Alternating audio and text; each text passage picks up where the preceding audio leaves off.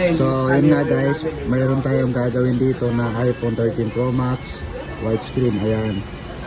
So, bakit nga ba nagkaka-widescreen yung iPhone 13 Pro Max nang wala kang ginagawa o ginagamit mo lang, nag-widescreen na or sinarge mo lang? Siyempre, tanongin natin yung mismong gumagamit, si ma'am. Ma'am, ano po ba nangyari dito, ma'am? Bigla lang po siya widescreen. Habang ginagamit or Ginagamit. pagkagising, ganun na? Habang ginagamit. Habang ginagamit. Tapos na nag-widescreen na agad. Kailan po ito, ma'am, nangyari, ma'am? Kanina lang po.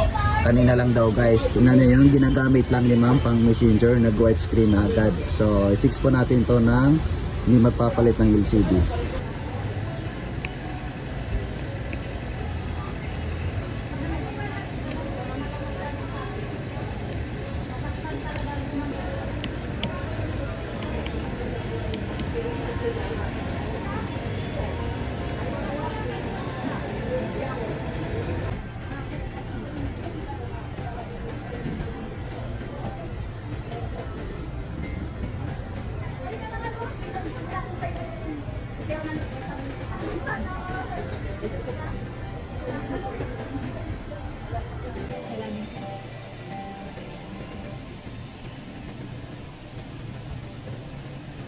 So ayan nga guys, okay na po yung sa iPhone 13 Pro Max ni Madam na widescreen.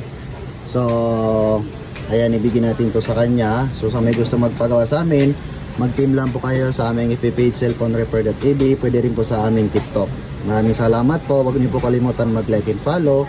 God bless. Ibigin natin to kay ma'am. Ayan ma'am. Ma'am, ano nga sabi ma'am? All goods. All goods. Tapos ano yung huli kanina na may trend din? May yung kanina? Ay, sa April Fools. Ah, Akala sige ko po. LCD. Sige.